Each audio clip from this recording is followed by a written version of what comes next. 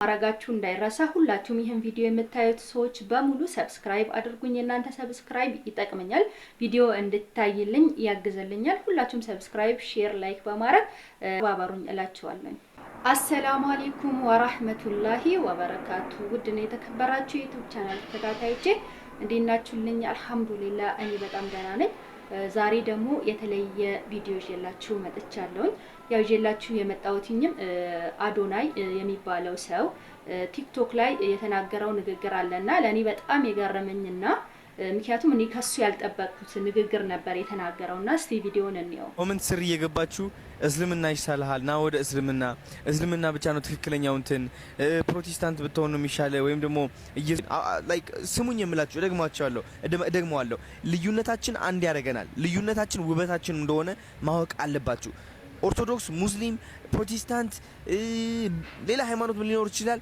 አንድ ያደርገናል ምክንያቱም በቃ ለየት ያለ ነገር ነው የምናገኘው እንደውም ሌላ ሰው ላይ ጫና ከማሳረፍ አንድ ኦርቶዶክስ የሆነ ወንድማችን እንጠይቀው እስኪ ላይክ ሙድ ማጫወት አቁሙ ይሄ አላዋቂነታችሁ በጣም ያሳያል ማለት ነው ገባችሁ አይደለ ስለዚህ እንከባበር ባለን ሃይማኖት ላይክ ኢትዮጵያ እንደዛ ነው የምታምረው የምትሸበርቀው በሃይማኖት ብቻ ሳይሆን በብሔርም ለራሱ ማለት ነው አንድ ብሔርን አውድቀ ራስን ከፍ ለማድረግ ስትሞክር ይሄ የሚያሳየው ያንተ አላዋቂነት ነው አይምሮ እንደማይሰራ ነው የሚያሳየው ሁሌ ቪዲዮን ያው እንዳያችሁት ነው ያው የተናገረው ንግግር ያው በኮሜንት ወደ ሙስሊምና እያላችሁ ያው ዋና ሐሳቡ ያ ነው እሱ የሚከተለው እምነት ኦርቶዶክስ ነውና ያው ሙስሊሞች ለምንድነው ወደ እስልምናና የምትሉኝ ነው ባጭሩ ማለት ነውና በጣም ማለት እኔ ወላሂ በጣም ወርዶብኛል ምክንያቱም አንድ ታዋቂ ነኝ ብሎ የሚያስብ ሰው በዚህ ልክ ኮሜንት ተቀምጦልኛል ብሎ ሚዲያ ላይ ማውራቱ በጣም የሚደብር ነገር ነው ደግሞ ቢባልሳ ምን ችግር አለው እኔ ምክንያቱም ልጁ እንጃ የተማረ ነገር ምናምን አይመስለኝም እንጃ የሆነ ፊደል የቆጠረ አይነት ሰው አይመስልም ምክንያቱም አንድ ሰው የሆነ እምነት ተከታይ ነው እሱ ደግሞ ሌላ እምነት ተከታይ ነው ና ወደ እስልምና ና ቢለው ምን ችግር አለው ካለው ደግሞ አንድ ሰው እኮ የሆነ ሐሳቡን ከገለጸለት በኋላ ያን ሐሳብ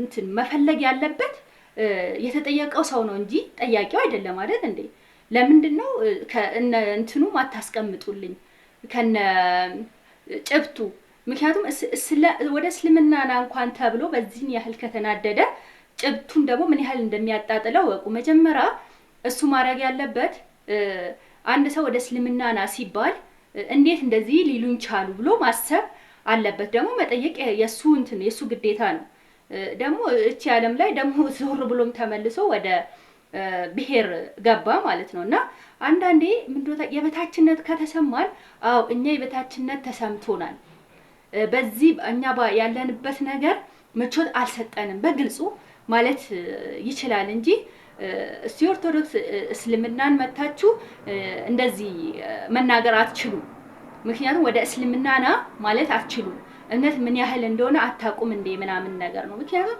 የትኛውም እምነት ተከታይ በእምነቱ የትኛውንም ሰው መስበክ ይችላል ወዲያኔ እምነት ና ማለት ይችላል ለምን ብሎ ግን መጠየቅ ያለበት መፈለግ ያለበት የተጠየቀው ሰው ነው እና አሁንም አዶናይ ማረግ ያለበረበት በራሱ በኩል ሙስሊሞችን አግኝቶ ጥያቄ ከሆነበት እርግጠኛ ነኝ ጥያቄ ፈጥሮበታል ይሄ ነገር ማለት ነውና ምክንያቱም ማህበረሰቡ አካባቢው ብዙ እስልምና የሌለበት ቦታ ነውና አንድም ጓደኛ ሙስሊም አለው ብዬ አላስብም ሁኔታው እንደዛ ነው ያው ምናየው ነገር እንደዛ ነውና ትንሽ ጥያቄ ፈጥሮበታልና እሱ እስልምና ስትገባ ዝም ብለህ አሁን የፈለገውን እየሰራ ነው ሙዚቃም ይገባል ፊልምም ይሰራል ሞቲቬሽናል ስፒከርም ነኝ ይላል ብቻ እንደፈለግ ግን እምነት ደግሞ ጠንካራና ከባድ እንደሆነ እየተገነዘበው ነው መሰለኝ በቀላሉ እንደማይገባ የፈለጉትን ሚያዝ እንደማይቻል ማለት ነው ያን ፈርቶ ከሆነ አው ፈርቻለሁ ማለት ይችላል እንጂ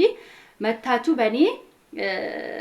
በኔ ቪዲዮ ላይ ኮሜንት አትስጡ ማለት አይችልም እኔ የፈለገው ሰው የፈለገውን ኮሜንት ሚዲያ ላይ እስከወጣ ድረስ የፈለገውን አይነት ኮሜንት የመስጠት መብት አለው በተለይ ደግሞ በእምነት ጉዳይ ላይ ማለት ነው እኛ ሙስሊሞች አላህ ምን ብሎናል ጂንንም ሆነም ሰውንን የፈጠርኩት ሊገዙኝ እንጂ ለሌላ አልፈጠርኳቸውም ብሏል እና ይሄ ልጅ በጣም እኔ የሆነ ከውቀት ማነሱ ምን ልዩነታችን ውበታችን ነው ምኑ ላይ ነው ኦኬ በእምነት ሳይሆን በጎሳ ሊሆን ይችላል፣ በብሔር ሊሆን ይችላል።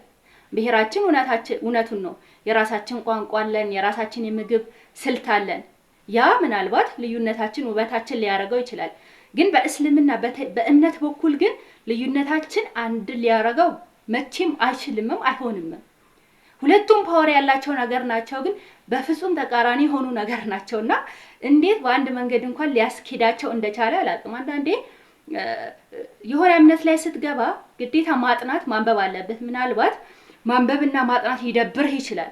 ያን ነገር ላታውቀው ትችላለህና ግን የሆነ ቀን ግዴታ ይሆንብሃል የምታጠናበት የምታነብበት ጊዜ ማለት ነው እንጂ አሁን ዝም ብለህ እንደዚህ አትበሉኝ ስላልክ አለመባልህ አይቀርም፣ ሁሌም ትባላለህ።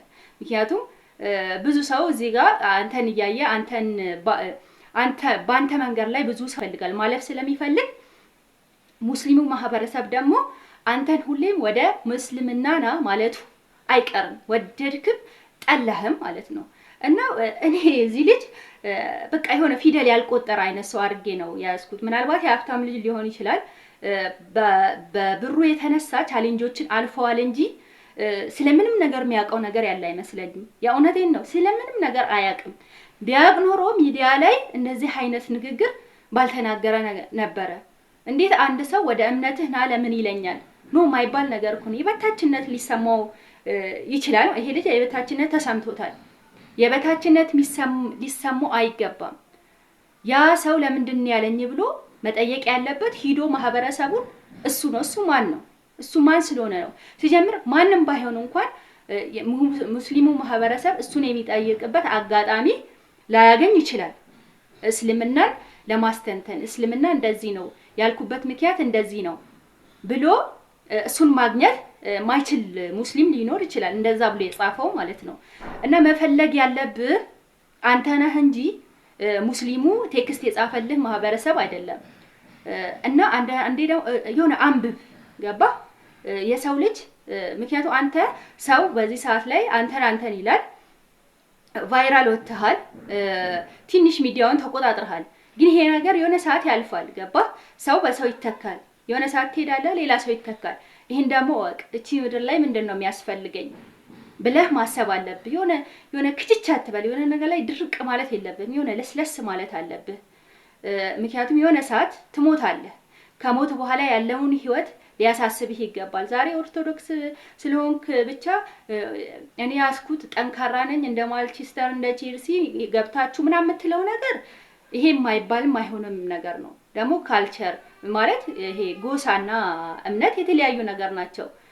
እምነታችን የግላችን ነው፣ በፈለግነው ማለት እኛ እምነታችን እንትን ካላለን ካልተመቸን ካላማንበት መቀየር እንችላለን። ብሔራችንን ግን ጎሳችን ግን መቼም መለወጥ የማንችለው ነገር ነው። በጣም የሆነ የተለያዩ ነገር ናቸው ስታወራቸው የነበረው ማለት ነው። እና በሁለቱም በእምነትህም በጎሳህም የበታችነት ከተሰማ ብሔርህን መቀየር አትችልም። እምነትህን ግን አሁንም መቀየር ትችላለህ። እስልምናን አጥና፣ እስልምናን እወቅ እና ወደ እስልምና መምጣት ትችላለህ። አሁንም እድል አለ። በህይወት እስካለ ድረስ ጊዜ አለ። በጤና እስካለ ድረስ ጊዜ አለ እና አሁንም ወደ እስልምና የመምጣት ሀሳብ ካለ ማንንም አትፍራ። የሚፈራው ፈጣሪ ነው እንጂ ሰው አይፈራም። በግልጽ ማወቅ ከፈለክ መጠየቅ ትችላለህ። ጠይቅ። ለህይወትህ የሚበጀህና የሚጠቅምህ ነገር ነው። ነገር ልትሞት ትችላለህ፣ ዛሬ አይታወቅም እና ጠይቀህ ማወቅ ትችላለህ እላለሁኝ።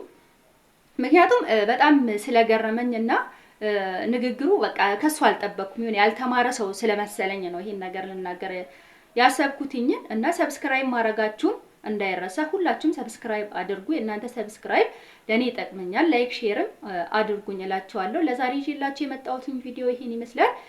ሌላም ቪዲዮ ይዤላችሁ እመጣለሁ። እናንተን ያስተምራል ቁም ነገር ያስይዛል ብዬ ያሰብኳቸውን ቪዲዮ ይዤላችሁ እመጣለሁ። እስከዛው አሰላሙ አለይኩም።